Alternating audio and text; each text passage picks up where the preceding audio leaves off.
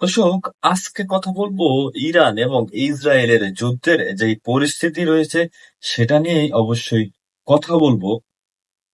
সেখানে বলা হচ্ছে যে ইসরায়েল দাবি করছেন ইরানের যে মিসাইল নিক্ষেপ করার যে প্রযুক্তি রয়েছে সেটা ইসরায়েল 50% ধ্বংস করে ফেলেছেন ড্রোন এবং বিমান অ্যাটাক করে। তবে আসলে কতটুকু ধ্বংস করতে পেরেছেন সেটা আমরা আসলে আহ, বলতে পারছি না, কারণ আহ, পশ্চিমা মিডিয়া সত্য বিষয়গুলা প্রকাশ করে না। তারা তাদের মিত্রদের সব সময় তাদের মিত্রদের পক্ষ হয়ে নিউজ প্রকাশ করতে থাকে।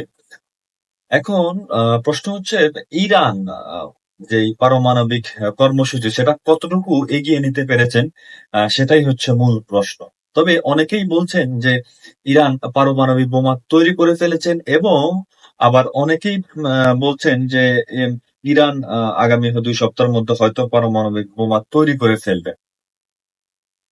কিন্তু সেটা আসলে কতটুকুই সত্য সেটা আসলে আহ সেটা ইরানই ভালো করে জানে।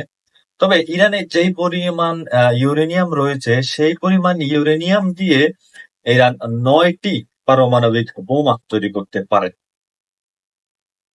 ধন্যবাদ। আসসালামু আলাইকুম।